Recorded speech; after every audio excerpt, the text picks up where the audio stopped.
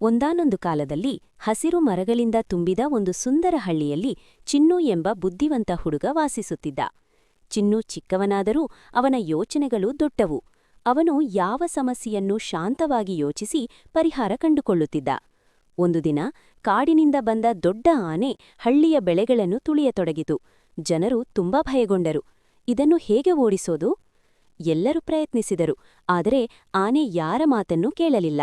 ಅದನ್ನು ಕಂಡ ಚಿನ್ನು ಯೋಚಿಸಿದ, ಬಲಕ್ಕಿಂತ ಬುದ್ಧಿಯೇ ದೊಡ್ಡದು. ಮರುದಿನ ಚಿನ್ನು ದೊಡ್ಡ ಡೋಲು ತೆಗೆದುಕೊಂಡು ಕಾಡಿನ ಅಂಚಿಗೆ ಹೋದ. ಓ ಆನೆ, ಇದು ನಿನ್ನ ಊರುವಲ್ಲ, ನಿನ್ನ ಅರಣ್ಯ ಅಲ್ಲಿ ಇದೆ. ಭಯಾನಕ ಶಬ್ದ ಕೇಳಿ ಆನೆ ಬೆಚ್ಚಿಬಿಟ್ಟಿತು. ಆದರೆ ಚಿನ್ನು ಕೋಪಗೊಂಡಿಲ್ಲ, ಹೊಡೆಯಲಿಲ್ಲ. ಶಾಂತವಾಗಿ ಕಾಡಿನ ದಿಕ್ಕು ತೋರಿಸಿದ. ಆನೆಗೆ ಅರ್ಥವಾಯಿತು. ಅದು ಶಾಂತವಾಗಿ ಕಾಡಿನೊಳಗೆ ಹೋಯಿತು. ಜನರು ಸಂತೋಷದಿಂದ ಹೇಳಿದರು, ಚಿನ್ನು ನಿಜವಾಗಿಯೂ ಬುದ್ಧಿವಂತ ಹುಡುಗ. ಬಲದಿಂದಲ್ಲ, ಬುದ್ಧಿಯಿಂದ ಸಮಸ್ಯೆ ಪರಿಹಾರ